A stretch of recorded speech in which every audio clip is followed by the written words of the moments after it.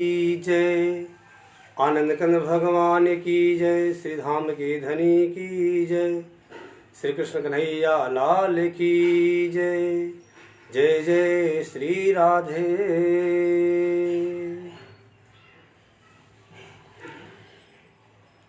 निजानंद को सुमिर के सदगुरु का कर ध्यान। सुंदर साथ के चरण में दास करे प्रणाम। प्रणाम करूं सब साथ को धन चरणों में शीस। दास जाने दया करो बुद्धि देव बख्शीस। बोली श्री वृंदावन बिहारी लाल की जय। आनंद कंद भगवान की जय। जय जय श्री राधे। कथा पर्णम बहुत है सुनहु वीर छत्रसाल। आसन को प्रभु आइए सखा सहित श्री राज। सदा महामती दाहिने सन्मुख सुंदर साथ।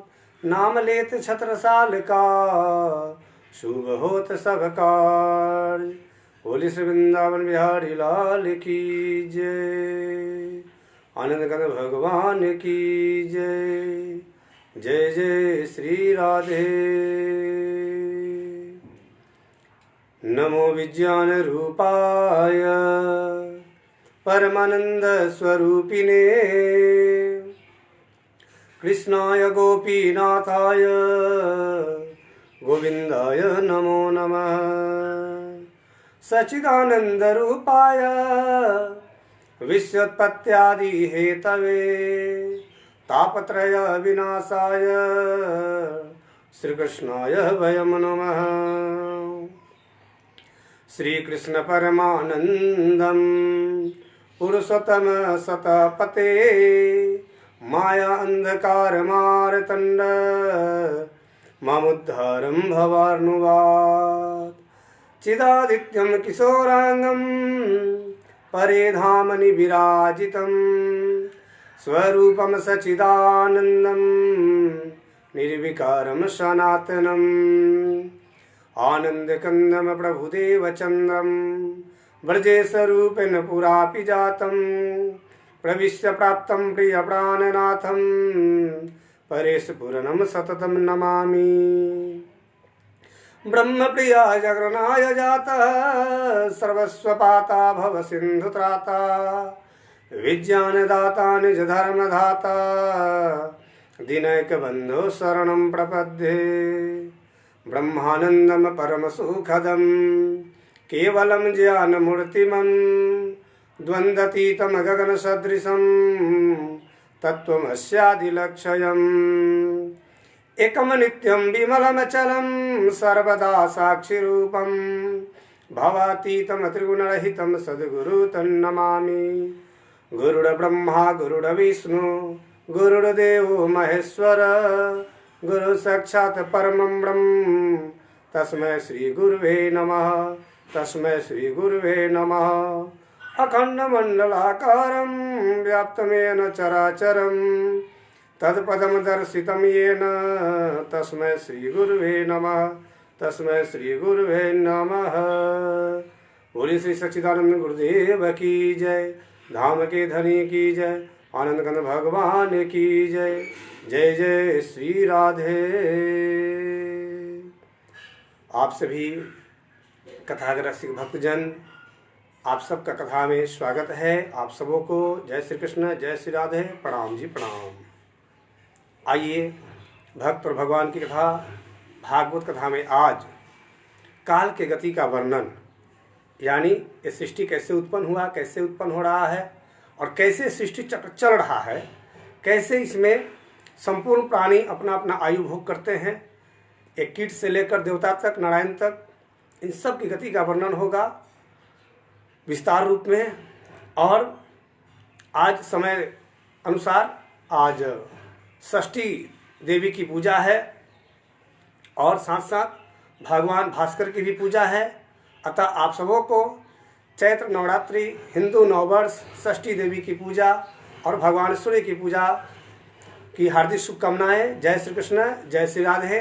भगवान भास्कर से हम आज प्रार्थना करेंगे कि हम सब के जीवन में जो संकट आया है पूरे संसार पर, वे अपने किरण से, तेजोमय तेज से इस बीमारी को, इस विषाणु को, इस वायरस को समाप्त कर दे। यही हम भगवान भास्कर से प्रार्थना करते हैं। इन्हीं के साथ प्रभु से प्रार्थना करते हुए कथा का शुभारंभ करते हैं। आज की कथा में काल के गति का वर्णन होगा, यानी सृष्टि तो उत्पन्न हो गई है, अब इसमें कैसे समय गुजरता है इसका विस्तृत वर्णन आप सबको श्रवण कराएंगे।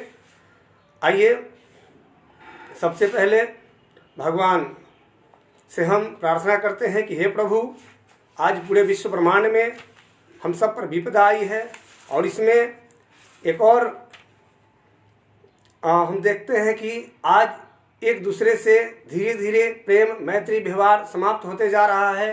तो भगवान से आज यही प्रार्थना करेंगे कि प्रभु ऐसा प्यार बहा दो प्रभु जी, यानी कि पूरे विश्व में एक अलग अनन्य प्रेम उत्पन्न हो।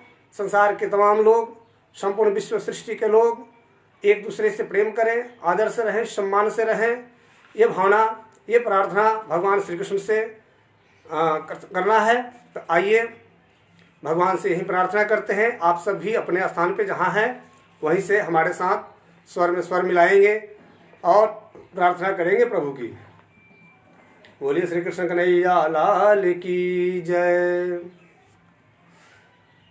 ऐसा प्यार बहा दो प्रभु जी, ऐसा प्यार बहा दो प्रभु जी, चरणों से लग जाऊं मैं। ऐसा प्यार बहा दो प्रभु जी, चरणों से लग जाऊं मैं। सब अंधकार मिटा दो प्रभु जी, सब अंधकार मिटा दो प्रभु जी, दरस तेरा कर पाऊं मैं। ऐसा प्यार बहा दो प्रभु जी। ऐ सच्चिदानंद, जग में आकर जग को मैं अब तक ना पहचान सका। क्यों आया हूँ, कहाँ जाना, ये भी मैं ना जान सका। तुम हो अगम अगोचर दाता, तुम हो अगम अगोचर दाता, कहो कैसे लख पाऊं मैं। ऐसा प्यार बहा दो प्रभु जी, चरणों से लग जाऊं मैं। ऐसा प्यार बहा दो प्रभु जी। क्योंकि सच्चिदानंद, हम तो अज्ञानी हैं, मूढ़क हैं, अपने स्वरूप को भूल बैठे ही जगत में। मैं कौन हूँ, मैं कहाँ से आया, मुझे जाना कहाँ है, सब कुछ भूल चुके हैं। अब तो बस आपकी कृपा होगी तभी इस नश्वर स्वरूप से बाहर निकल के अपने अविनाशी स्वरूप को प्राप्त कर सकते हैं। करो कृपा जगदीश्वर मेरे, मैं मूर्ख नादान हूँ। करो कृपा जगदीश्वर मेरे, मैं मूर्ख नादान हूँ। ऐ श्याम सुंदर, हम तो ना आपका जप जानते हैं, ना तप जानते हैं, ना साधना जानते हैं, बस ये जानते हैं कि आप हमारे आत्मा का स्वामी हो। अब बस आप ऐसी कृपा कर दो कि मैं आपको मिल जाऊँ, आप मुझे मिल जाएं। करो कृपा जगदीश्वर मेरे, मैं मूर्ख नादान हूँ। नहीं आराधना जप तप जानू, मैं अवगुण की खान हूँ। दो ऐसा वरदान मालिक, दो ऐसा वरदान मालिक, सुमिरन तेरा गाऊं मैं। ऐसा प्यार बहा दो प्रभु जी, चरणों से लग जाऊं मैं। ऐसा प्यार बहा दो प्रभु जी। हे सच्चिदानंद, बड़े बड़े योगी, यति, तपस्वी आपका दर्शन न कर सके, क्योंकि हम जो मनुष्य जीव हैं, मनुष्य रूप में जो हम प्रकट हुए हैं, इसमें नाना अवगुण है, नाना विकार है, नाना पापमय कार्यों को करते रहते हैं, अंधकार में कार्यों को करते रहते हैं, नाना अवगुण हमारे अंदर प्रवेश किए हैं। और आपका साक्षात्कार तो वह करता है जो आपके समान बन गया, जिस भगवत स्वरूप हो गया। तो अब तो बस आप ही की आस है प्रभु जी, जब आप ऐसी कृपा करोगे तो ही आपका यह भक्त आपके समान बन पाएगा। मैं आराधक तुम दाता मेरे, निस दिन तेरी ओट है। मैं आराधक तुम दाता मेरे, निस दिन तेरी ओट है। तेरी कृपा से ही मेरे अंदर जो भी खोट है। शरण लगा लो हे जगदीश्वर, शरण लगा लो हे जगदीश्वर। तुझे पर बलि बलि जाऊं मैं, ऐसा प्यार बहा दो प्रभु जी। चरणों से लग जाऊं मैं, सब अंधकार मिटा दो प्रभु जी। दर्श तेरा कर पाऊं मैं, ऐसा प्यार बहा दो प्रभु जी, ऐसा प्यार बहा दो प्रभु जी। बोले श्री कृष्ण कन्हैया लाल की जय, वृंदावन बिहारी लाल की जय, राधा रानी जी की जय, रसेश्वरी महारानी की जय, सदगुरु महाराज की जय। जय जय श्री राधे, भागवत महापुराण की जय। सचमुच जिस पर प्रभु कृपा करते हैं वही उनको प्राप्त कर पाता है। अब हम लोग का कर्तव्य क्या होता है कि कृपा करें हमारे ऊपर प्रभु, उसके लायक तो बनना पड़ेगा कि हम कृपा के लायक हो जाएं। तो जो अवगुण विकार है ये जल्दी छोड़ते नहीं है, लेकिन बार बार परमात्मा का सुमिरन, ध्यान, स्मरण, पूजन, वंदन, इनकी अनन्य भक्ति, जब इस तरह से बार बार हम लोग प्रयास करते हैं तो प्रयास करने वाले की हार नहीं होती, यानी कोशिश करने वाले की हार नहीं होती। अब बार बार जब तक प्रयास करते हैं हम लोग तो प्रभु कृपा करते हैं, वो देखते हैं, परीक्षा लेते हैं कि ये स्वार्थवश मुझसे प्रीति कर रहा है कि निस्वार्थ, मुझसे प्रेम करता है कि स्वार्थ रखा है। जब प्रभु को ये समझ में आ जाता है कि इसको तो कोई छल कपट है ही नहीं मेरे लिए और कोई स्वार्थ नहीं है, अब तो ये मुझे पाना चाहता है, तो जब प्रभु को ये बात लगती है कि भक्त अब मुझे पाना चाहता है तो प्रभु अपना प्रेम लुटा देते हैं उस भक्त पर। अब जब वो अपना प्रेम दान करते हैं तो संसार के जो वासना में प्रेम है ये समाप्त हो जाता है। संसार में हम लोग स्वार्थवश प्रेम करते हैं, वासना में प्रेम करते हैं, यानी यहाँ पर वासना को प्रेम समझ लिया है लोगों ने, लेकिन वास्तव में प्रेम में तो कुछ लेना होता ही नहीं है, सिर्फ देना होता है। प्रेम तो देने की वस्तु है, जहाँ कुछ लेना और लेने की भावना ही नहीं होती वो प्रेम है। अब राधा और कृष्ण का प्रेम, जहाँ दोनों में किसी की कोई कामना नहीं है और दोनों पूर्णानंद है, आप्त काम है, निस्वार्थ प्रेम, अगाध प्रेम, तो वही प्रेम प्रभु हमको भी प्राप्त हो जाए तो मैं धन्य हो जाऊं। इसलिए तो आपकी लीलाओं का गान करता हूं प्रभु, आपकी कथाओं का गान करता हूं, नहीं तो मुझ जैसा भागा पापी अधर्मी इस संसार में और कहाँ मिलेगा प्रभु। मैं तो रोज रोज क्षण क्षण प्रतिपल नाना प्रकार के वासनाओं से घिरा रहता हूँ, इच्छाओं से घिरा रहता हूँ। अब तो ये आपकी कृपा से धीरे धीरे दूर होगा और दूर आपने किया भी है।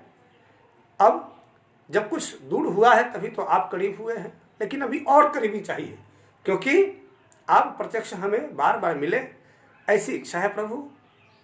अब हम तो परम धाम में नित्य सखा हैं आप हमारे, लेकिन यहाँ पर बिछुड़ चुके हैं, क्योंकि देखन को हम आई ये दुनिया, हम ही कारण किए सच हमारे लिए। तो आपने इस जगत का निर्माण किया कराया कि जाओ मेरी आत्माओं जगत का झूठा खेल देख कर आओ, क्योंकि हमारी इच्छा थी कि दुख क्या होता है, असत क्या होता है, जड़ क्या होता है, पाप क्या होता है, पुण्य क्या होता है, जन्म क्या होता है, मृत्यु क्या होती है, धरती आकाश क्या होता है, ये सब देखने की इच्छा थी। उस इच्छा के कारण ही आपने हमारे लिए संसार बनाया, बहुत कितने दयालु हैं आपकी, अपनी आत्माओं की हर एक इच्छा पूर्ण करते हैं। अब हमारे लिए संसार का निर्माण किए आप। अब इस संसार में हम आ तो गए, लेकिन यह ऐसा मृत्यु लोक है कि यहाँ आकर सबसे पहले हम लोग अपने आप को भूल गए कि मैं कौन हूँ, कहाँ से आया, मुझे जाना कहाँ, मेरा असली घर कहाँ है। क्योंकि एक दिन ये सृष्टि प्रलय को प्राप्त होगी, तो फिर हम जाएंगे कहाँ। बिना जाने जो इस शरीर को छोड़ के चला जाता है वही 84 लाख योनियों में भटक जाता है। इसलिए प्रभु इतनी सी दया कर देना कि हमको भी तुम्हारा प्यार मिले, कुछ और मिले ना मिले ना भले, हमको बस तुम्हारा प्यार मिले, ऐसी कृपा करना प्रभु।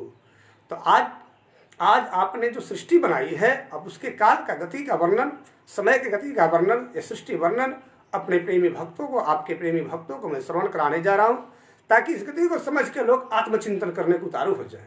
ये समझ लें कि अब मुझे भी कहीं जाना है किसी दिन, तो उसकी तैयारी में लग जाए लोग, भक्त लोग। इसलिए प्रभु आपकी कृपा से आज मैं वहीं श्रीमद् भागवत महापुराण के तृतीय स्कंद के एकादश स्कंद 11वें तृतीय स्कंद के एकादश अध्याय 11वां अध्याय से आज काल की गति का वर्णन श्रवण कराने जा रहा हूँ, जो बहुत ही गंभीर विषय है, बहुत अच्छा विषय है, हर किसी को जानने के लायक है, जिसको जानने से आपको बड़ी ही आत्मसंतुष्टि प्राप्त होगी और बड़े ही ज्ञानवर्धक ये अध्याय है, जिसको आप श्रवण करेंगे। बोलिए श्री वृंदावन बिहारी लाल की जय। श्रीमद् भागवत महापुराणम तृतीय स्कंद एकादश अध्याय, मनवंतरादि काल विभाग का वर्णन। इस अध्याय का नाम है मैत्रेय उवाच चर्म सद्विशेषाना मनेको असंयुक्तः सदा परमाणु स विज्ञेयो निर्नामैकद्दृढमो यतः। श्री मैत्रेय ऋषि कहते हैं, भगवान मैत्रेय विदुर जी से जब महाभारत का युद्ध चल रहा था तो उसमें 2 योद्धा भाग नहीं लिए थे महाभारत में, एक विदुर जी, एक बलराम जी। बलराम जी तीर्थाटन को चले गए, विदुर जी भी चले गए। तो विदुर जी को उस समय मैत्रेय भगवान से, मैत्रेय ऋषि से मुलाकात हुआ और उनसे भागवत कथा श्रवण किए। तो उसी का एक अंश आपको हम श्रवण करा रहे हैं। श्री मैत्रेय जी कहते हैं, विदुर जी, पृथ्वी आदि कार्य वर्ग का जो सूक्ष्मतम अंश है, देखिए, यानी इस सृष्टि को रचने में बहुत से तत्व लगे हैं, तो उनमें पृथ्वी आदि कार्य वर्ग का जो सूक्ष्मतम अंश है, जिसका और विभाग नहीं हो सकता तथा जो कार्य रूप को प्राप्त नहीं हुआ है, जिसका अन्य परमाणुओं के साथ संयोग नहीं हुआ है, उसे परमाणु कहते हैं। यानी परमाणु कौन क्या है? तो पदार्थ का सबसे छोटा कण, जिसका और विभाग नहीं हो सकता, जिसका अन्य परमाणुओं के साथ संयोग नहीं हुआ है, उसे परमाणु कहते हैं। इन अनेक परमाणुओं के मिलने से ही मनुष्यों को भ्रमवश उनके समुदाय रूप एक अवयवी की प्रतीति होती है।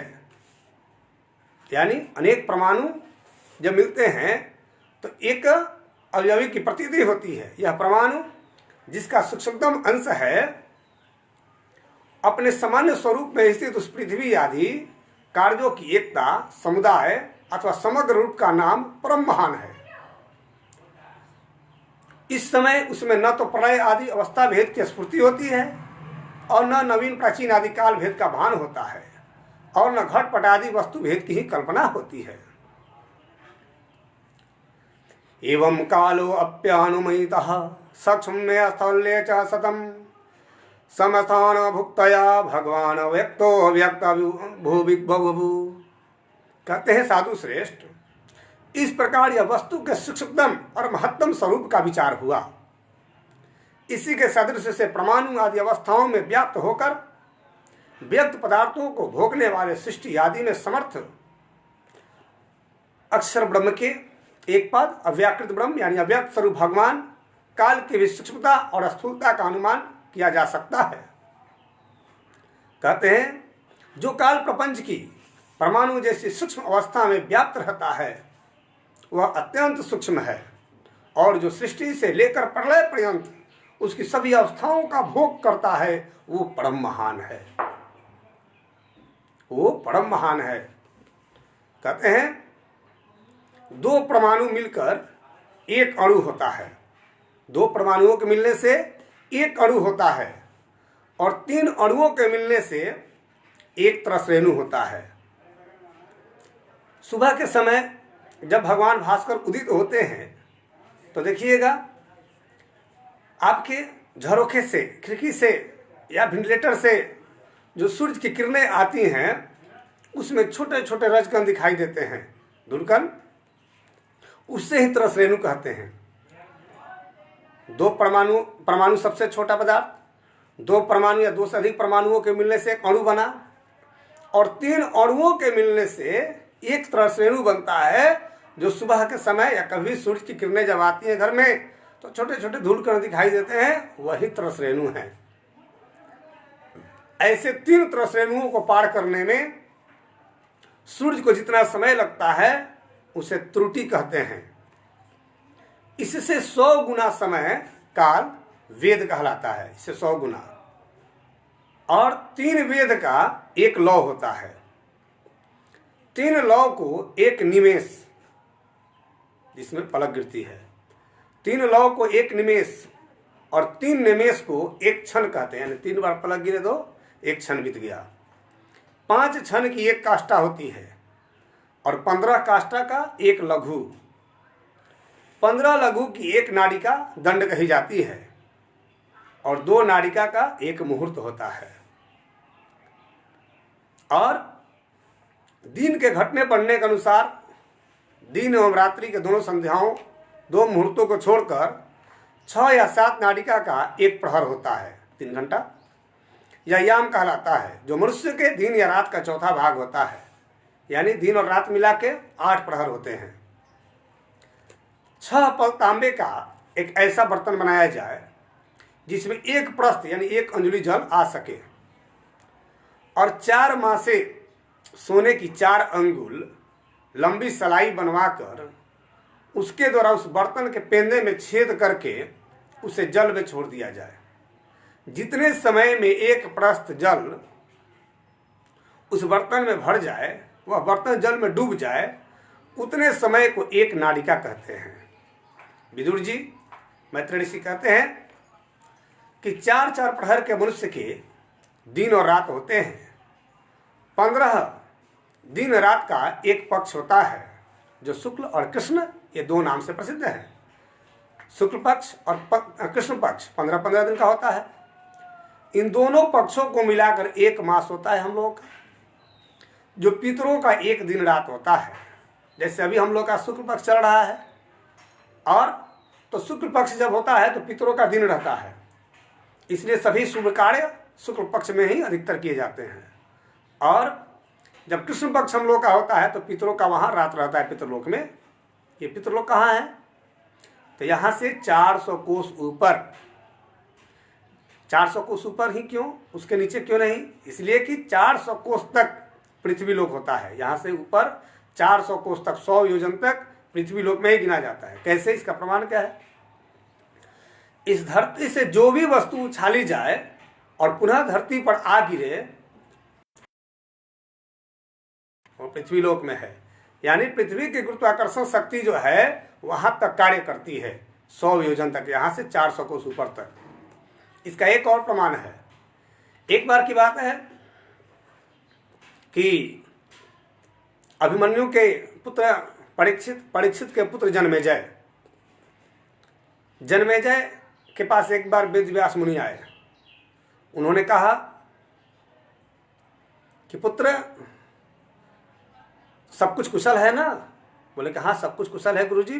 अतिथि सत्कार किए, बहुत सेवा संयम सत्कार किए, सब कुछ किए, आसन दिए, बैठाए, चरण धोए, सब कुछ किए, आरती उतारे कि गुरुदेव आए हैं, वेद व्यास भगवान आए हैं।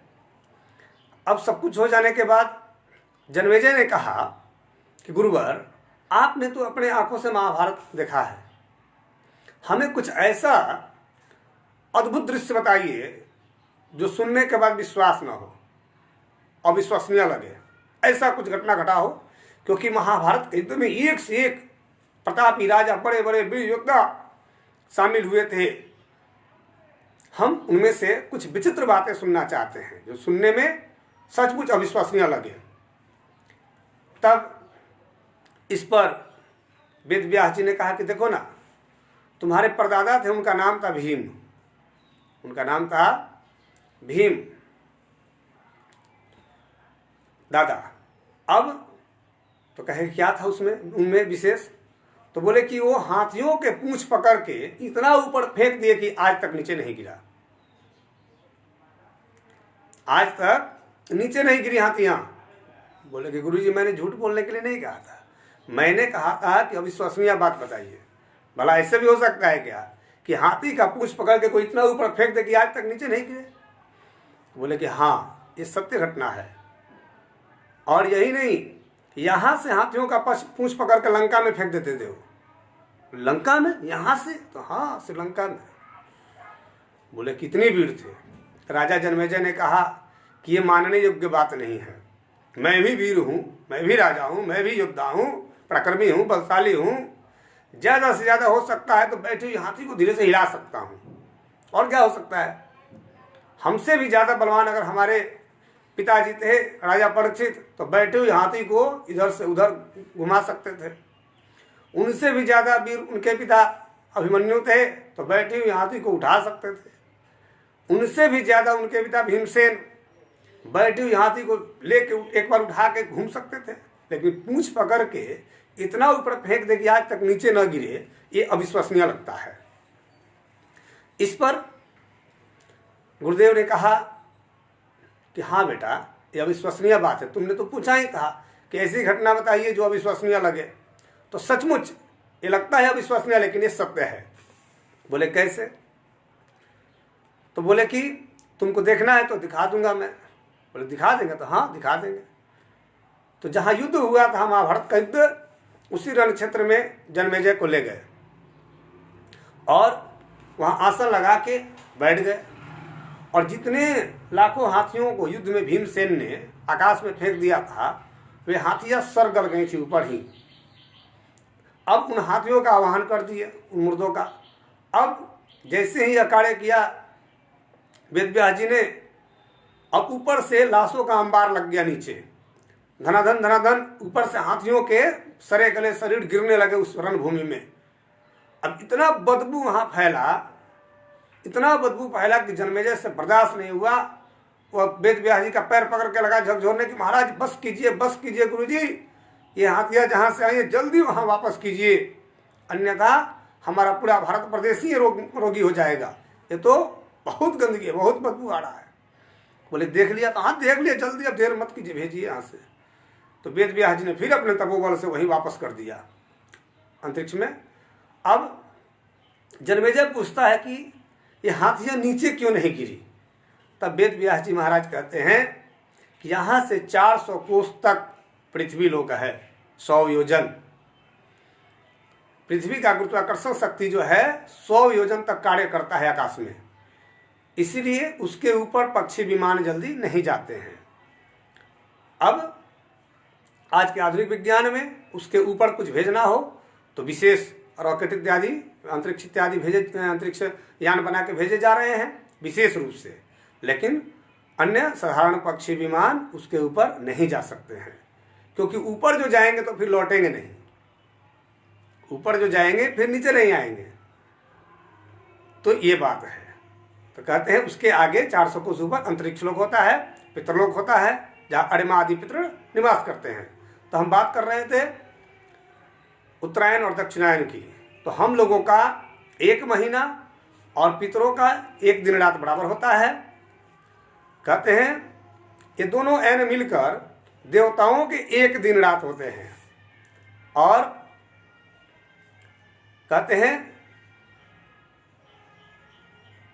माफ कीजिएगा हम थोड़ा सा आगे बढ़ गए, उत्तरायण शुक्ल और कृष्ण पक्ष इसकी चर्चा हो रही थी कि 1 महीने का जो समय होता है जिसमें 15 दिन शुक्ल पक्ष रहता है, 15 दिन कृष्ण पक्ष, इतने समय में पितरों का 1 दिन रात होता है।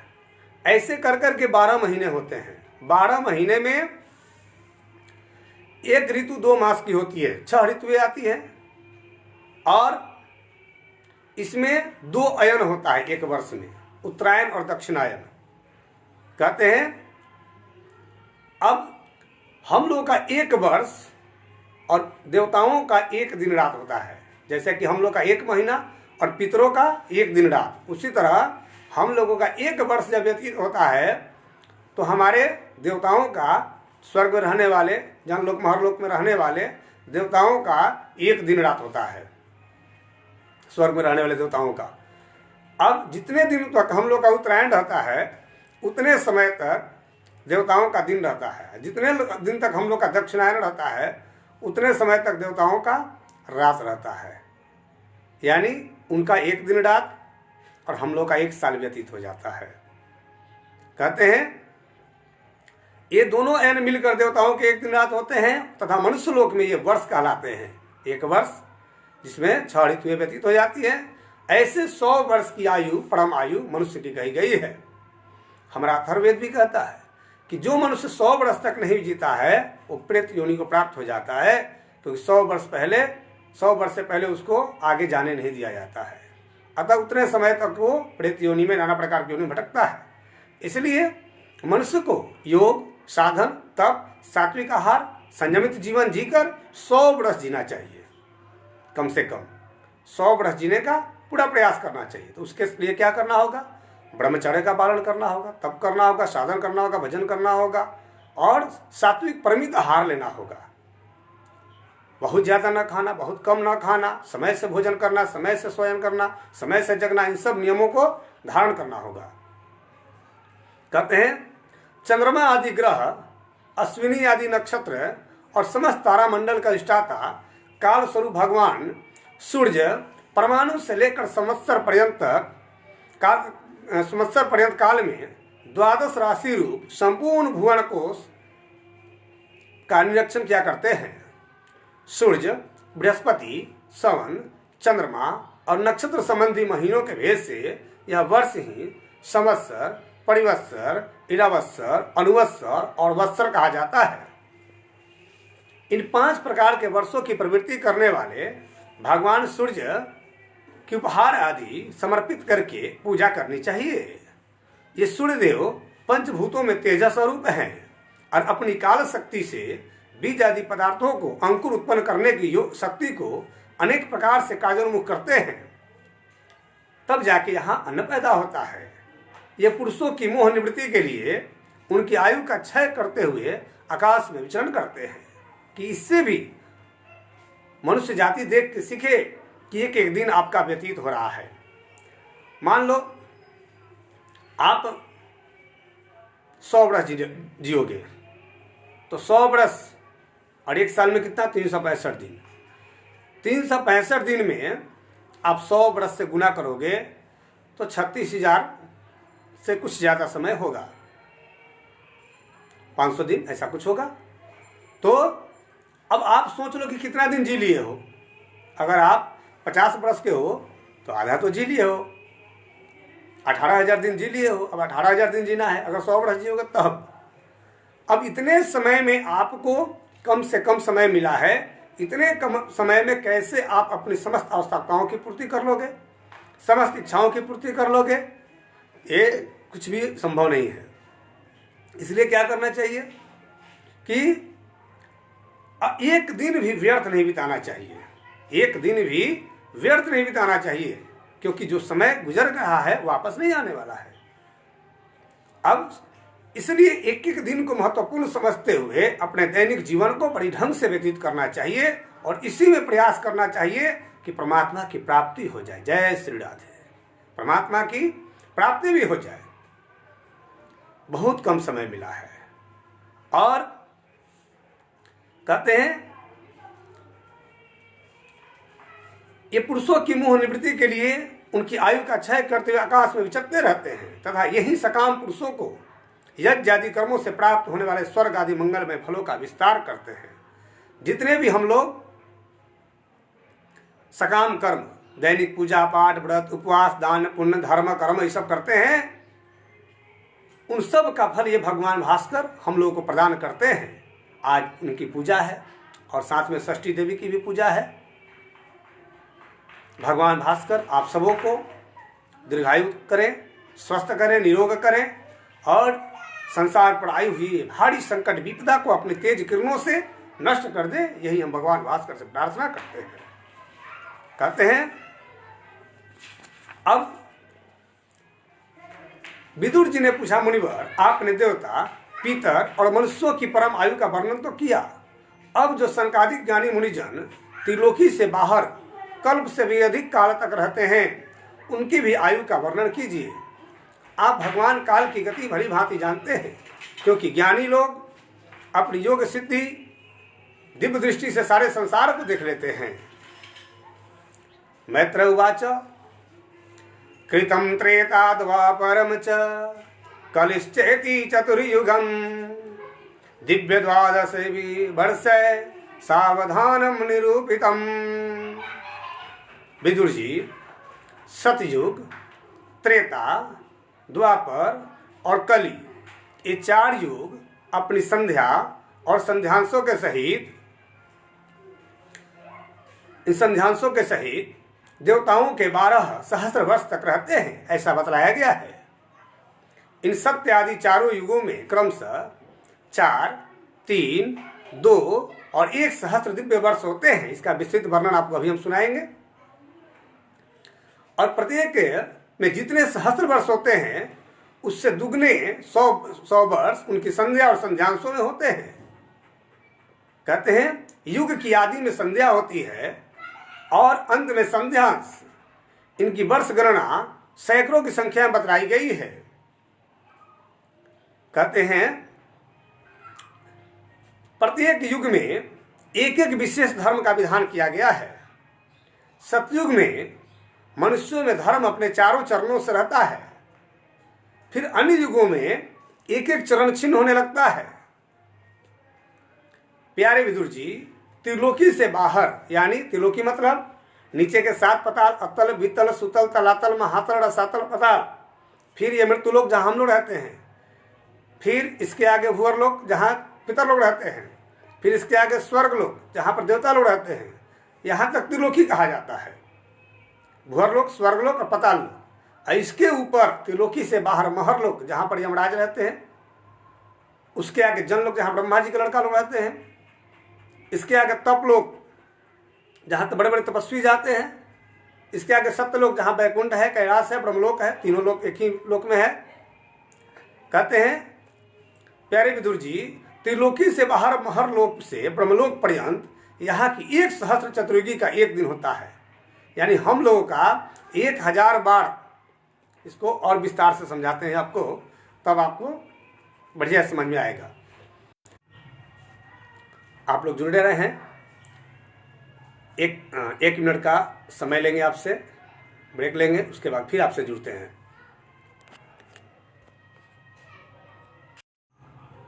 जय श्री राधे। कहते हैं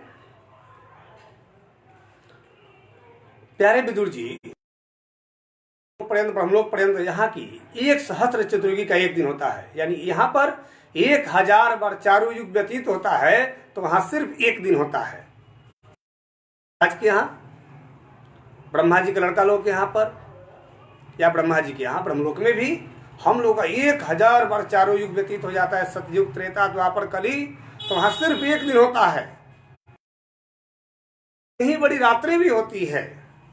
जब वहां रात्रि होती है तो यहाँ प्रलय रहता है, जिसमें जगत करता ब्रह्मा जी शयन करते हैं। जैसे हम लोग दिन भर ड्यूटी करते हैं, ड्यूटी करके शाम को अपना काम बंद करके चले जाते हैं घर पे, वैसे ही उनके दिन भर के सृष्टि में, ब्रह्मा जी के दिन में ही ये सृष्टि रहती है। और जब उनका संध्या होता है, रात्रि होती है, तो वो भी अपना काम धंधा बंद करके अपने घर में चले जाते हैं और फिर सुबह उठते हैं, भगवान की आराधना करते हैं, वो भी पूजा पाठ करते हैं और योग तपस्या साधना सब करते हैं ब्रह्मवेला में। और फिर सुबह उनका जब सुबह होता है तो यहाँ सृष्टि बना देते हैं। और उनके दिन भर में हम लोगों का 1000 बार चारों युग व्यतीत हो जाता है। इसका विस्तृत वर्णन थोड़ी देर कहते हैं। उस रात्रि का लोक का कल्प आरंभ होता है। उसका क्रम जब तक ब्रह्मा जी का दिन रहता है तब तक चलता रहता है। उस एक कल्प में 14 मनु हो जाते हैं। अब यहाँ से आपको थोड़ा सा विस्तृत सृष्टि का लीला समझाते हैं ताकि आप विस्तार से और समझ सकें। बोलिए श्री कृष्ण कन्हैया लाल की जय, आनंद कंद भगवान की जय, धाम के धनी की जय, सच्चिदानंद भगवान की जय, प्राणनाथ प्यारे की जय। अब आपको और अच्छा से समझाते हैं, थोड़ा विस्तार से। कहते हैं सूर्य महापुराण कहता है, चतुर्युग सहस्राणि दिनम पैतामहं भवे, पितामह सहस्राणि विष्णुश्च घटिका स्मृता, विष्णु द्वादश लक्षानि करार्धम रौद्र मुच्यते, रुद्र अस्यावृत संख्यानां ततो ब्रह्माक्षरम भवेत्। इसका अर्थ हुआ कि सतयुग, त्रेता, द्वापर और कलयुग, ये चारों युग 1000 बार व्यतीत हो जाएं तब ब्रह्मा जी का एक दिन होता है। और ब्रह्मा जी के इस दिन की संख्या से जब चारों युग, अब देखिए ब्रह्मा जी, हम लोगों का 1000 बार चारों युग व्यतीत होता है, तो ब्रह्मा जी का एक दिन, और उस कर करके जब ब्रह्मा जी के दिन की संख्या से जब 50 वर्ष के ब्रह्मा जी होते हैं तो उसको एक परार्ध कहा जाता है, और ब्रह्मा जी के 100 वर्ष से व्यतीत होते हैं तो 2 परार्ध कहा जाता है। तो ब्रह्मा जी के 2 परार्ध की आयु है, यानी उनकी भी 100 वर्ष है उनके हिसाब से, वहाँ पर हम लोग के हिसाब से।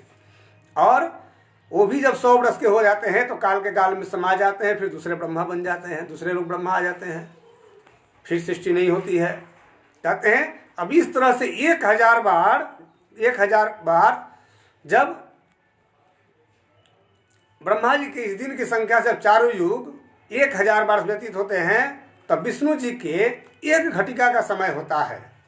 इस प्रकार विष्णु जी के दिन संख्या से जब 12 लाख वर्ष व्यतीत होंगे तब भगवान महादेव की, महाकाल की, भोलेनाथ की आधी कला होती है।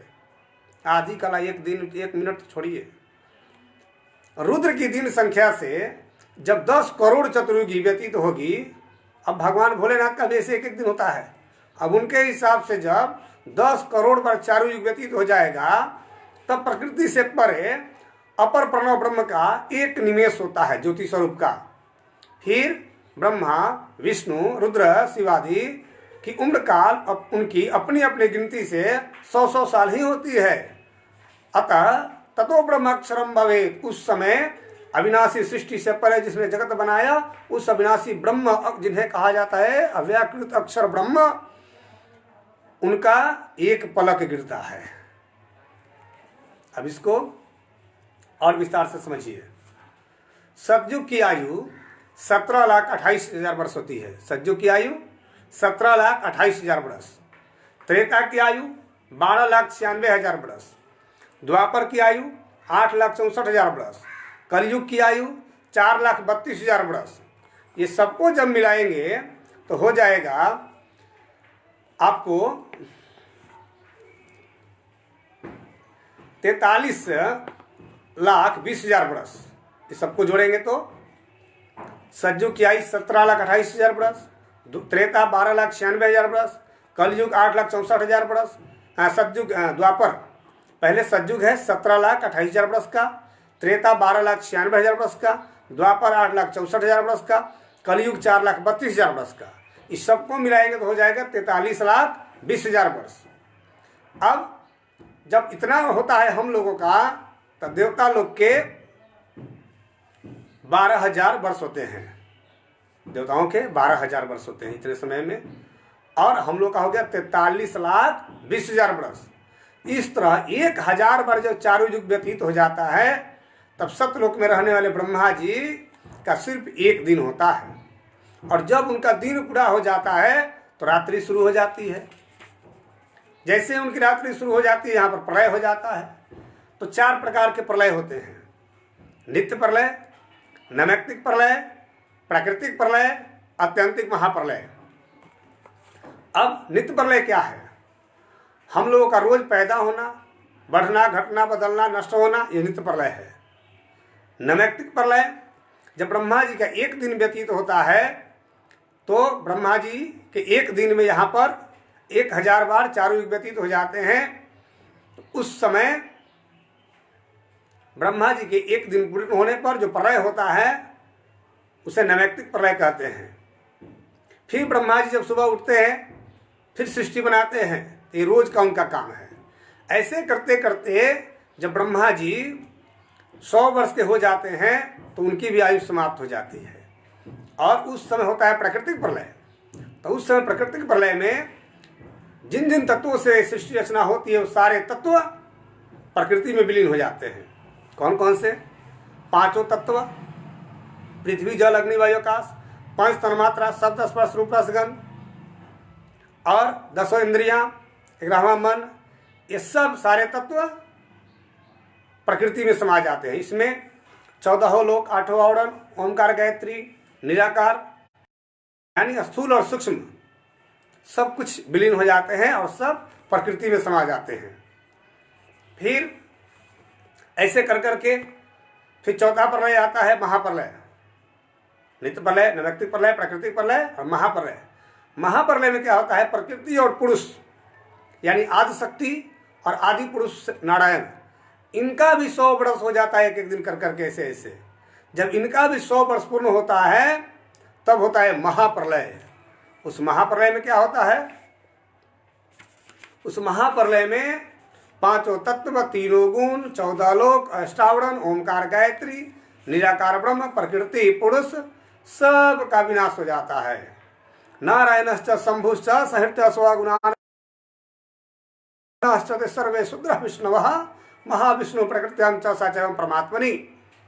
नारायण, शंभु, ये सब अपने अपने जितने भी देव हैं अपने अपने भक्त और अपने अपने लोकों को समेट कर प्रकृति में समाते हैं। प्रकृति पुरुष में समाती है, आदि पुरुष में, जिसने में अंडा फोड़कर पैदा हुआ, सृष्टि का प्रथम पुरुष आदि पुरुष नारायण। अब उनमें सब समा जाते हैं वो परमाकाश में, और परमाकाश अपने मूल अव्याकृत ब्रह्म में समा जाते हैं। यानी सृष्टि जहाँ से उत्पन्न हुई थी फिर पुनः उन्हीं में विलीन हो जाती है। तो अविनाशी अव्याकृत अक्षर ब्रह्म में पुनः ये सारी सृष्टि समाहित हो जाती है।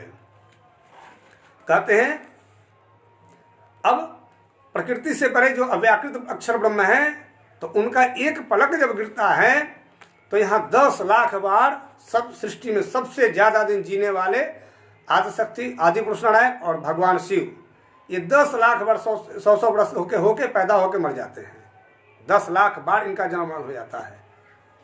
अब एक शिव जी के 100 वर्ष में 20 अरब 73 करोड़ 60 लाख विष्णु बदल जाते हैं। ये 100 वर्ष के होके मर जाते हैं, फिर से नया पैदा हो लेते हैं विष्णु जी।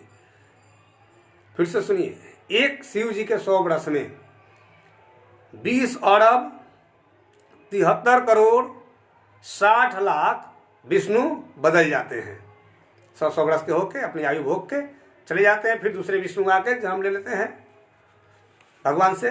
फिर एक विष्णु जी के 100 वर्ष में 2 करोड़ 30 लाख 40 हजार ब्रह्मा जी 100 वर्ष के होके मर जाते हैं, बदल जाते हैं।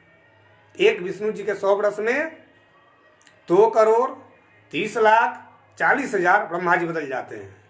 एक ब्रह्मा जी के 100 वर्ष में 10 लाख 8 हजार इंद्र बदल जाते हैं स्वर्ग के। ब्रह्मा जी के एक दिन में 14 इंद्र बदल दिए जाते हैं। इस तरह से ब्रह्मा जी के 51 मिनट 25 सेकेंड में ही एक इंद्र की आयु होती है। और यहाँ इंद्र स्वर्ग में 100 वर्ष के हो जाते हैं स्वर्ग के अनुसार, और उधर ब्रह्मा जी का कितना हुआ? 51 मिनट 25 सेकेंड। तो इस तरह से ब्रह्मा जी के एक दिन रात मिला के 28 इंद्रों की आयु समाप्त हो जाती है। एक इंद्र कितना दिन जीते हैं? हम लोग का चारों युग मिला के हुआ 43 लाख 20 हजार वर्ष। तो 71 बार से कुछ ज्यादा समय ये चारों युग व्यतीत तो होते हैं, तो एक इंद्र की आयु समाप्त हो जाती है। अब इस तरह से कितना हुआ? तो 30 करोड़ 85 लाख 51 हजार 428 वर्ष होते हैं, यानी हम लोग के हिसाब से एक इंद्र की आयु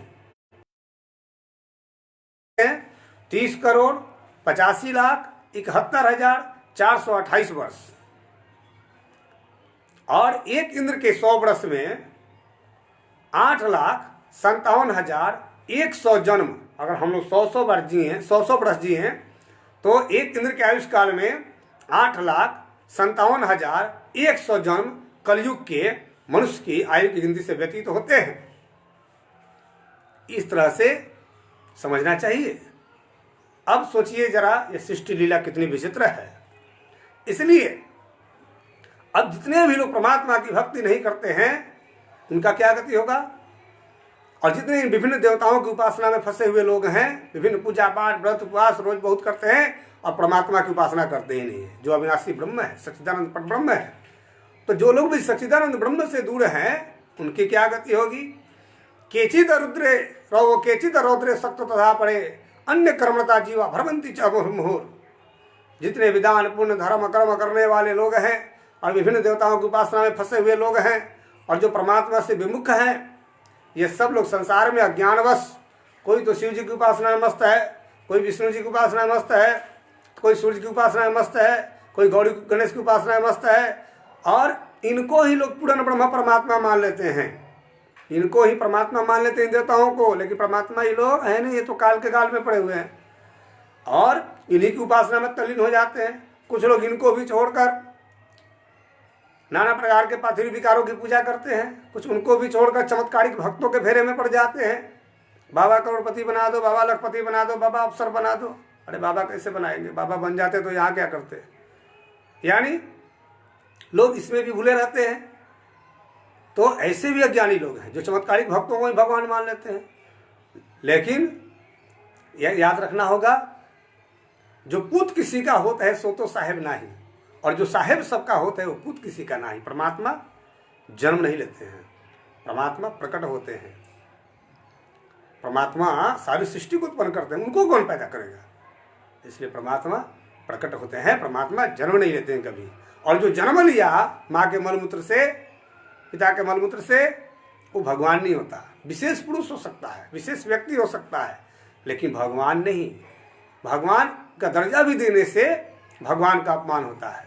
इसलिए कभी भी परब्रह्म परमात्मा के बराबरी किसी को मत समझिए, क्योंकि वह परमात्मा पूर्ण ब्रह्म, पूर्ण सत्ता, अविनाशी, अच्युत और सृष्टि से परे दिव्य स्वरूप में, पुरुषाकार रूप में अपने परम धाम में विराजित है। अब आगे सुनिए, कहते हैं जब सारा विश्व, कहते हैं जब ब्रह्मा जी का इस तरह से एक एक दिन का सृष्टि रचना आपको सुना दिए, और कहते हैं अब ब्रह्मा जी का जो 100 वर्ष है जिसमें ब्रह्मा जी भी समाप्त हो जाते हैं, उसके बारे में भागवत महापुराण कहा है। कालो अयम द्विप्रारक्यो निमेष उपचर्यते अव्याकृत अस्य अनंतस्य अनार्जित जगदात्मनः, कि ब्रह्मा जी का 100 वर्ष का जो समय है, यह 2 परार्ध का काल, अव्यक्त यानी अव्याकृत ब्रह्म, अक्षर ब्रह्म, अनंत अनादि विश्वात्मा अविनाशी अक्षर ब्रह्म, एक निमेष माना जाता है। यानी एक बार पलक गिरा और यहाँ पर ब्रह्मा जी का 100 वर्ष समाप्त, और यहाँ सृष्टि लीला समाप्त, और उनकी पलकें जब तक उठी रहती है व्याकृत अक्षर ब्रह्म की, तब तक ये सृष्टि रहती है। तो यह परमाणु से लेकर ब्रह्मा जी के 100 वर्ष तक द्विपरार्थ में फैला हुआ काल, सर्वसमर्थ होने पर भी सर्वात्मा अविनाशी अक्षर ब्रह्म पर अपनी किसी प्रकार की प्रभुता नहीं रखता, क्योंकि वे तो उस काल के विकाल हैं। पर ब्रह्म यह तो देह आदि में अभिमान रखने वाले जीवों का ही शासन करने में समर्थ है, जीवों का ही शासन करने में समर्थ है।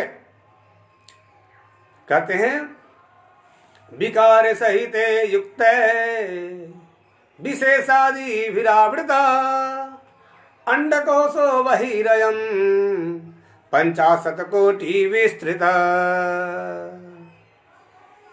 अब हम लोग का जो 14 लोक है जिसमें हम लोग रहते हैं, ऐसे ऐसे अरबों खरबों ब्रह्मांड है, इसकी कोई गिनती नहीं है।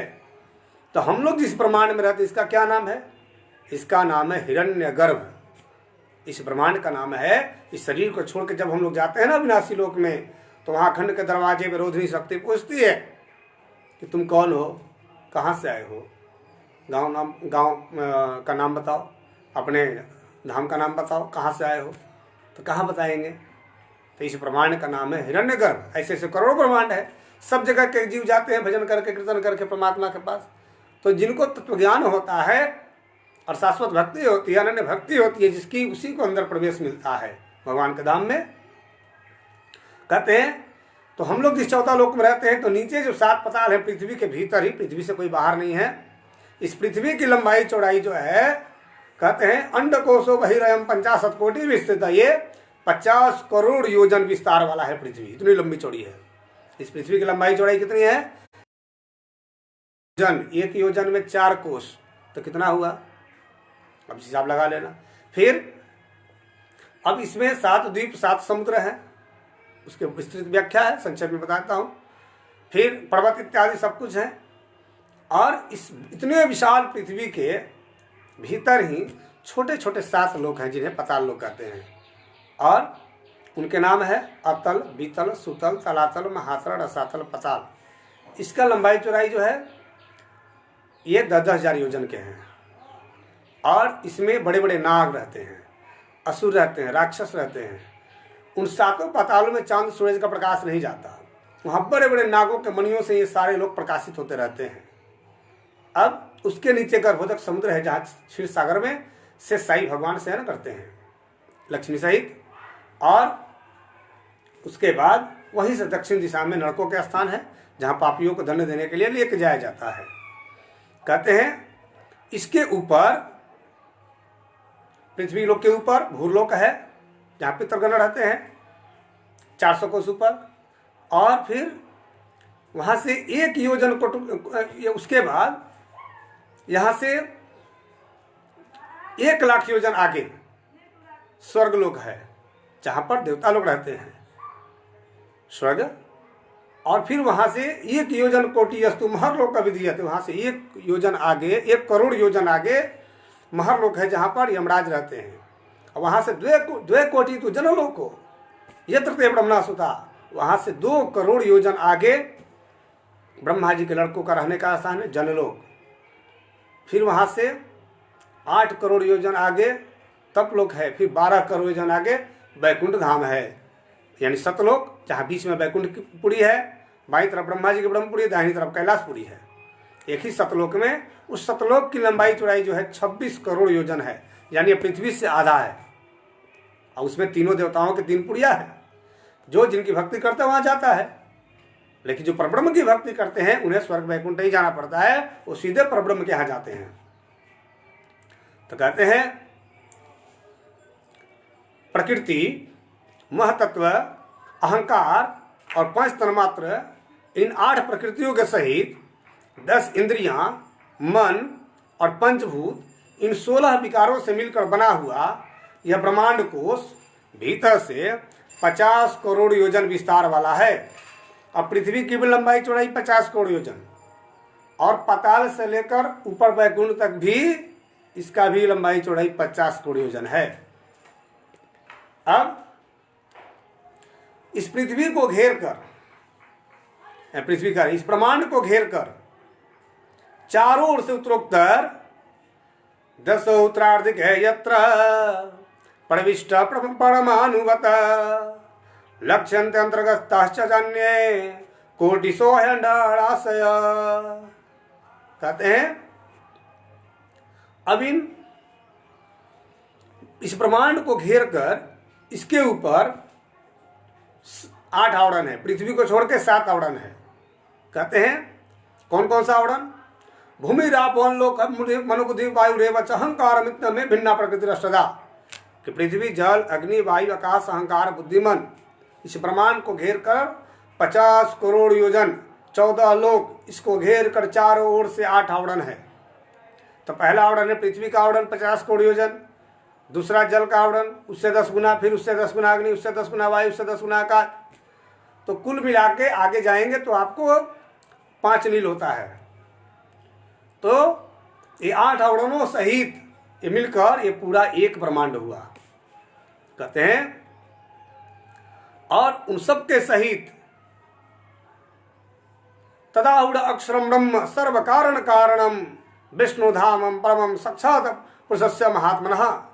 कहते हैं प्रकृति, महतत्व, अहंकार और 5 तन्मात्र, इन 8 प्रकृतियों सहित 10 इंद्रियां, 11वां मन और पंचभूत, इन 16 विकारों से मिलकर बना हुआ ब्रह्मांड कोश भीतर से 50 करोड़ योजन विस्तार वाला है तथा इसके बाहर चारों ओर 10-10 गुने के 8 आवरण हैं। उन सब के सहित या जिसमें परमाणु के समान पड़ा हुआ दिखता है। देखिए, ब्लैक होल के बारे में साइंस में पढ़ते हैं लोग कि ब्लैक होल में, कृष्ण क्षेत्र में ऐसे ऐसे असंख्य ब्रह्मांड परमाणु के समान पड़े हुए हैं। और यहां भी वही बात आ गया भागवत में कि इतने बड़े ब्रह्मांड, 5 नील योजन का ब्रह्मांड और भीतर भीतर 50 करोड़ योजन, इसके 10-10 गुने के 8 आवरण, इन सबको मिला के एक ब्रह्मांड होता है। तो इसका लंबाई चौड़ाई कितना हुआ? 5 नील योजन। इतने बड़े ब्रह्मांड को कहा गया है कि यह परमाणु के समान पड़ा हुआ है। कहाँ?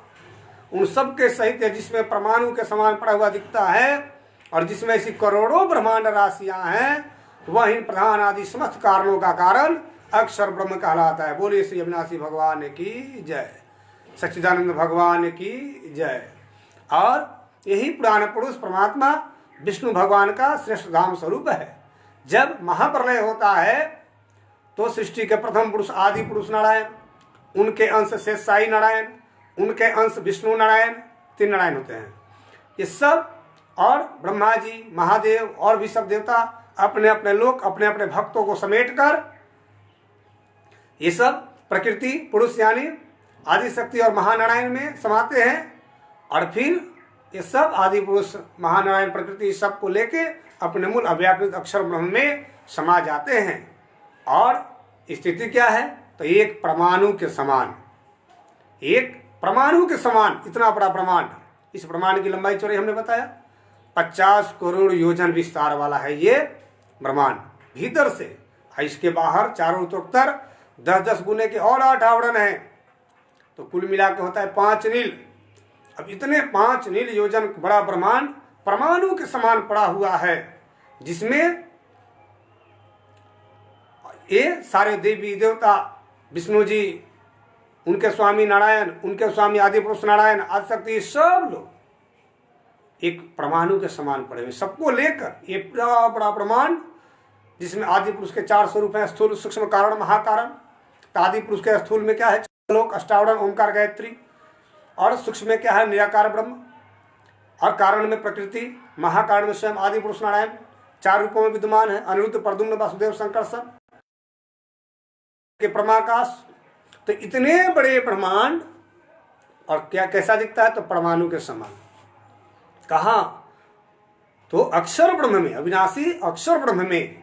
और यहां कहा गया है कि अविनाशी अक्षर ब्रह्म के एक एक रोम रोम ऐसे ऐसे असंख्य ब्रह्मांड रूपी परमाणु पड़े हुए हैं। अब सोचिए, भगवान की लीला है, कैसी परमात्मा की लीला है। और हम लोग क्या करते हैं कि उस सच्चिदानंद परब्रह्म से इन छोटे छोटे देवी देवताओं की भी तुलना कर देते कि ये भी भगवान है। नहीं, ये देवता है, कार्य ब्रह्म है। ऐसे ऐसे असंख्य ब्रह्मांड, इसकी कोई गिनती नहीं है। और असंख्य ब्रह्मांड में सभी ब्रह्मांडों के अलग अलग नारायण होते हैं, अलग अलग आदिशक्ति होती है, अलग अलग ओंकार होते हैं, अलग अलग इंद्र होते हैं, अलग अलग धर्मराज होते हैं, ब्रह्मा विष्णु महेश होते हैं। तो कहा गया है संख्या चेत रजसा मस्ती न विश्वानाम कदाचन ब्रह्मा विष्णु शिवादि नाम तथा संख्या न विद्यते। कोई विद्वान चाहे तो जगत के धूलिकणों को गिन सकता है, लेकिन इस परमाकाश में यथा परमाकाशे प्रमाण्यत श्रेणवः, यानी भगवान राम को भी वशिष्ठ जी ने गुरुकुल में पढ़ाया। योग वशिष्ठ पढ़िएगा तो मिलेगा कि हे राम, कहते हैं वशिष्ठ जी, इस परमाकाश में से संख्य ब्रह्मांड रूपित रसन उड़ते रहते हैं, इसकी कोई गिनती नहीं है। कितने असंख्य ब्रह्मांड है, इसकी कोई। और आज का साइंस भी कहता है कि ब्लैक होल में यानी कृष्ण क्षेत्र में ऐसे ऐसे असंख्य ब्रह्मांड परमाणु के समान पड़े हुए हैं। मिल्की वे में, आकाशगंगा में भी ऐसे ऐसे अरबों सृष्टियां समा जाएंगी, ऐसी ऐसी अरबों पृथ्वियां समा जाएंगी। तो इस तरह से भागवत जो है पूरा ज्ञान विज्ञान से युक्त है, यानी भागवत महापुराण पूर्ण विज्ञान है, जिसमें जितना डूबो उतना कम है। और इस तरह से आज आपको हमने ज्ञान विज्ञान से युक्त काल के गति का वर्णन सुनाया, सृष्टि की लीला सुनाई कि सृष्टि कैसे विस्तार को प्राप्त होती है, सृष्टि कैसे प्रलय को प्राप्त होती है, इस सब हमने आपको सुनाया।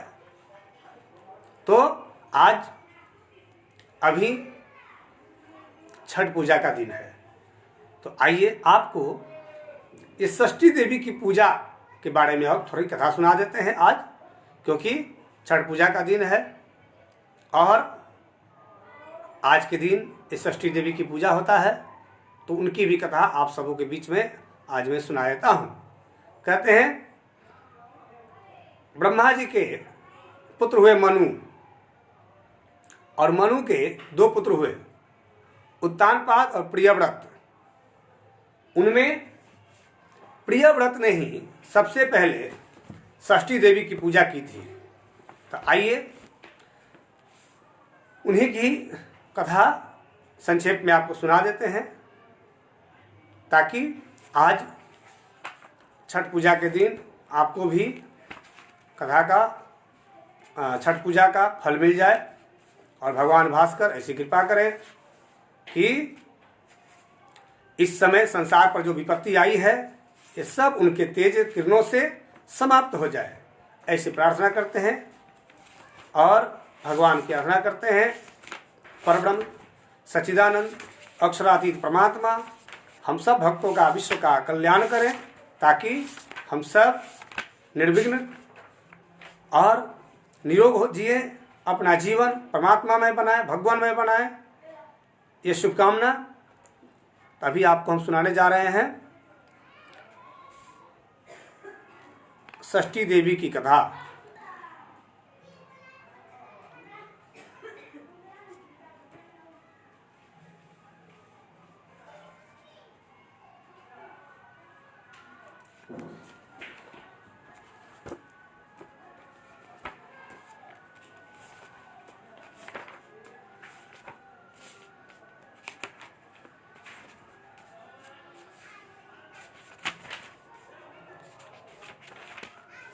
बोले श्री सच्चिदानंद भगवान की जय।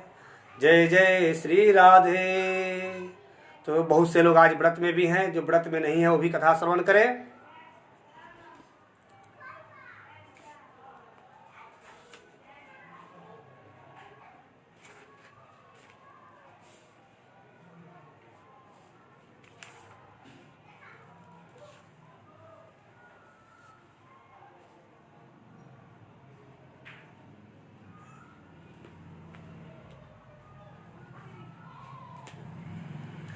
देवी षष्ठी के ध्यान, पूजन, स्तोत्र तथा विशद महिमा का वर्णन आप लोग श्रवण करें। आज छठ पूजा के दिन नारद जी ने कहा, प्रभु भगवती षष्ठी, मंगल चंडिका तथा देवी मनसा, ये देवियां मूल प्रकृति की कला मानी गई हैं। अब मैं इनके प्राकट्य का प्रसंग यथार्थ रूप से सुनना चाहता हूँ। भगवान नारायण कहते हैं, मुने मूल प्रकृति के छठे अंश से प्रकट होने के कारण ये षष्ठी देवी कहलाती हैं। बालकों की अधिष्ठात्री देवी हैं। इन्हें विष्णु माया और वालदा भी कहा जाता है। मातृकाओं में देवसेना नाम से ये प्रसिद्ध हैं। उत्तम व्रत का पालन करने वाली इन साध्वी देवी को स्वामी कार्तिकेय की पत्नी होने का सौभाग्य है। षष्ठी देवी भगवान कार्तिकेय की पत्नी हैं। वे प्राणों से भी बढ़कर इनसे प्रेम करते हैं। बालकों को दीर्घायु बनाना तथा उनका भरण पोषण एवं रक्षण करना इनका स्वाभाविक गुण है। ये सिद्ध योगिनी देवी अपने योग के प्रभाव से बच्चों के पास सदा विराजमान रहती हैं। ब्राह्मण इनकी विधि के साथ ही एक उत्तम इतिहास सुनो। पुत्र प्रदान करने वाला यह परम सुखदायी उपाख्यान धर्मदेव के मुख से हमने सुना था। नारायण कहते हैं, प्रियव्रत नाम के प्रसिद्ध एक राजा हो चुके हैं। उनके पिता का नाम था स्वयंभुव मनु, और स्वयंभुव मनु के पिता कौन थे? ब्रह्मा जी। प्रियव्रत योगी राज होने के कारण विवाह करना नहीं चाहते थे। ये वही प्रियव्रत हैं जिन्होंने अपने रथ पर बैठकर पृथ्वी की 7 बार परिक्रमा की, और इससे 7 द्वीप और 7 समुद्र बन गए, और इन 7 द्वीपों को अपने 7 पुत्रों में विभाजित किए थे। कहते हैं तपस्या में उनकी विशेष रुचि थी, परंतु ब्रह्मा जी की आज्ञा तथा सत्प्रयत्न के प्रभाव से उन्होंने विवाह कर लिया। मुने विवाह के बाद सुदीर्घ काल तक उन्हें कोई भी संतान नहीं हो सकी। आप सुन रहे हैं षष्ठी देवी की कथा। आज छठ पूजा का दिन है। कहते हैं तब कश्यप जी ने उनसे पुत्रेष्टि यज्ञ कराया था। मुनि ने उन्हें चरु प्रदान किया। चरु भक्षण करने के पश्चात रानी मालिनी गर्भवती हो गई। तत्पश्चात सुवर्ण के समान प्रतिभा वाले एक कुमार की उत्पत्ति हुई, परंतु संपूर्ण अंगों से संपन्न वह कुमार मरा हुआ था। उसकी आंखें उलट चुकी थी। उसे देखकर समस्त नारियां तथा बांधवों की स्त्रियां भी रो पड़ी। पुत्र के असह्य शोक के कारण माता को मूर्छा आ गई। मुने राजा प्रियव्रत उस मृत बालक को लेकर श्मशान में गए।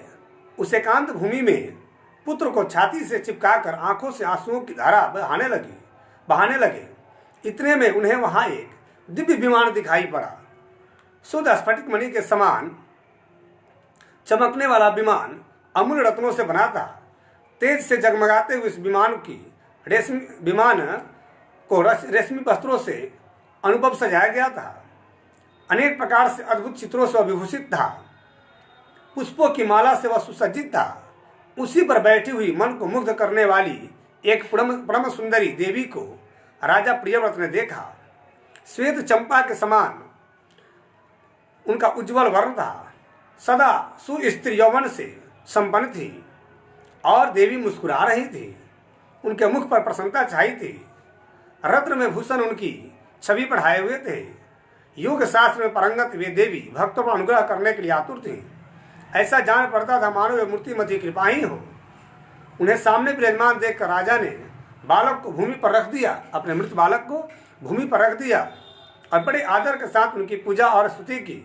नारद उस समय स्कंद प्रिया देवी षष्ठी अपने तेज से दीप्यमान हो रही थी।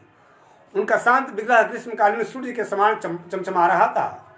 उन्हें प्रसन्न देखकर राजा प्रियव्रत ने पूछा, सुशोभने कांते सुव्रते वरारोहे, तुम कौन हो? तुम्हारे पतिदेव कौन हैं और तुम किसकी कन्या हो? तुम स्त्रियों में धन्यवाद एवं आदर की पात्र हो। नारद, जगत को मंगल प्रदान करने में प्रवीण तथा देवताओं के रण में सहायता पहुंचाने वाली वे भगवती देवसेना थी। पूर्व समय में देवता दैत्यों से ग्रस्त हो चुके, स्वयं सेना बनकर देवताओं का पक्ष ने युद्ध किया था। इनकी कृपा से देवता विजयी हो गए थे, अतएव इनका नाम देवसेना पड़ गया। महाराज प्रियव्रत की बात सुनकर ये उनसे कहने लगी। भगवती देवसेना ने कहा, राजन, मैं ब्रह्मा जी की मानसी कन्या हूँ। जगत प्रशासन करने वाली मुझ देवी का नाम देवसेना है। विधाता ने मुझे उत्पन्न करके स्वामी कार्तिक को सौंप दिया। मैं संपूर्ण मातृकाओं में प्रसिद्ध हूँ। स्कंद की पतिव्रता भार्या होने का गौरव मुझे प्राप्त है। भगवती के मूल प्रकृति के छठे अंश से प्रकट होने के कारण विश्व में देवी षष्ठी के नाम से हम प्रसिद्ध हैं। मेरे प्रसाद से पुत्रहीन व्यक्ति सुयोग्य पुत्र, प्रियाहीन जनप्रिया, दरिद्री धन तथा कर्मशील पुरुष कर्मों के उत्तम फल प्राप्त कर लेते हैं। राजन, सुख दुख भय शोक हर्ष मंगल संपत्ति और विपत्ति ये सब कर्म के अनुसार होते हैं। अपने ही कर्म के प्रभाव से पुरुष अनेक पुत्रों का पिता होता है और कुछ लोग पुत्रहीन भी हो जाते हैं।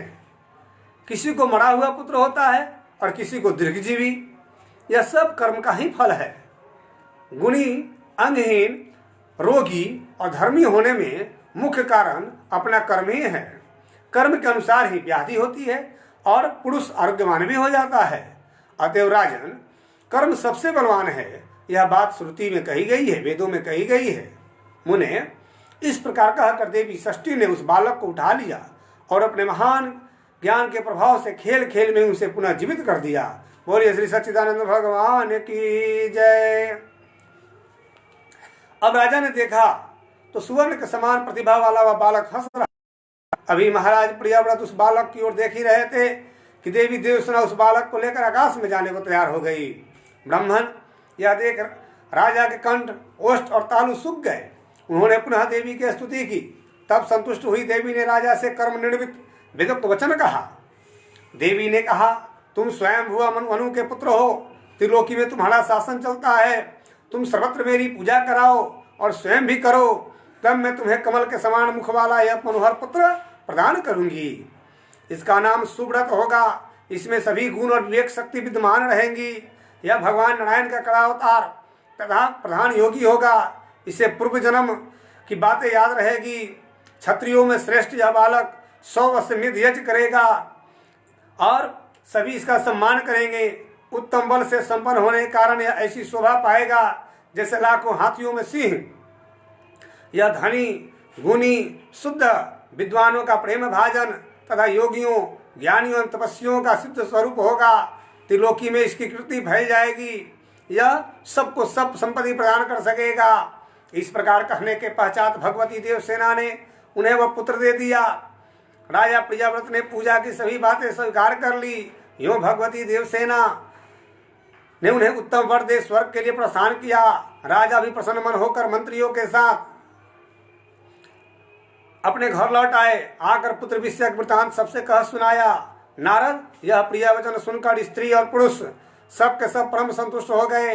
राजा ने सर्वत्र पुत्र प्राप्ति के उपलक्ष्य में मांगलिक कार्य आरंभ करा दिया।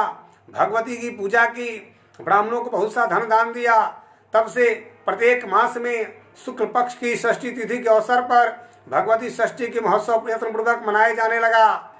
और बिहार प्रांत में तो 3 बार हो रहा है। एक बार कार्तिक में, एक बार चैत्र में, एक बार भाद्रपद में। वैसे इनके पूजा प्रत्येक मास में शुक्ल पक्ष के षष्ठी तिथि को आप कर सकते हैं। बालकों के प्रसव के और छठे दिन जो हम लोग छठियार मनाते हैं, उस दिन इनकी पूजा करनी चाहिए विशेष रूप से, और इन देवी को भोग अर्पण करके तब हम लोगों को भोजन करना चाहिए। 21वें दिन तथा अन्नप्राशन के शुभ अवसर पर यत्नपूर्वक देवी की पूजा होने लगी। सर्वत्र इनका पूरा प्रचार हो गया। स्वयं राजा प्रियव्रत भी पूजा करते थे। सुव्रत यह भगवती देवसेना का ध्यान, पूजन, स्तोत्र कहता हूँ, सुनो। यह प्रसंग कौतुम सखा में वर्णित है। धर्मदेव के मुख से सुनने का मुझे अवसर मिला था। मुने सालग्राम की प्रतिमा, कलश अथवा बट के मूल भाग में या दीवार पर पुतलिका बनाकर प्रकृति के छठे अंश से प्रकट होने वाली शुद्ध स्वरूपिणी इन भगवती की इस प्रकार पूजा करनी चाहिए। विद्वान पुरुष इनका इस प्रकार ध्यान करें। सुंदर पुत्र, कल्याण तथा दया प्रदान करने वाली ये देवी जगत की माता है। श्वेत चंपक के समान इनका वर्ण है। रत्न में भूषणों से अलंकृत है। परम पवित्र स्वरूपिणी भगवती देवसेना की मैं उपासना करता हूँ। विद्वान पुरुषों ध्यान करने के पश्चात भगवती को पुष्पांजलि समर्पण करें। पुनः ध्यान करके मूल मंत्र से साध्वी देवी की पूजा करने का विधान है। पद्म, अर्घ्य, आचमनीय, गंध, पुष्प प्रकार के नैवेद्य भगवती की पूजा करनी चाहिए। उपचार अर्पण करके पूर्व में ओम ह्रीं षष्ठी देव्य स्वाहा इस मंत्र का उच्चारण करना विहित है। पूजक पुरुष को चाहिए कि यथाशक्ति इस अष्टाक्षर महामंत्र का जप भी करें। तदनंतर मन को शांत करके भक्ति पूर्वक स्तुति करने के पश्चात देवी को प्रणाम करें। फल प्रदान करने वाला यह जो पुरुष देवी के उपयुक्त अष्टाक्षर महामंत्र का 1 लाख जप करता है, उसे अवश्य ही उत्तम पुत्र की प्राप्ति। ब्रह्मा जी ने कहा है, मुनिवर अब संपूर्ण शुभ कामनाओं को प्रदान करने वाला स्तोत्र सुनो। नारद सबका मनोरथ पूर्ण करने वाला स्तोत्र वेदों में गुप्य है। देवी को नमस्कार है, महादेवी को नमस्कार है, भगवती सिद्धि एवं शांति को नमस्कार है। वरदा, पुत्रदा, धनदा, सुखदा एवं मोक्षदा भगवती षष्ठी को बार बार नमस्कार है। मूल प्रकृति के छठे अंश से प्रकट होने वाली भगवती सिद्धा को नमस्कार है। माया, सिद्ध योगिनी, शारदा और परा देवी नाम से शोभा पाने वाली भगवती षष्ठी को बार बार नमस्कार है। बालकों की अधिष्ठात्री, कल्याण प्रदान करने वाली, कल्याण स्वरूपिणी एवं कर्मों के फल प्रदान करने वाली देवी षष्ठी को बार बार नमस्कार है। अपने भक्तों को प्रत्यक्ष दर्शन देने वाली तथा सबके लिए संपूर्ण कार्यों में पूजा प्राप्त करने की अधिकारिणी स्वामी कार्तिकेय की प्राण प्रिया देवी षष्ठी को बार बार नमस्कार है।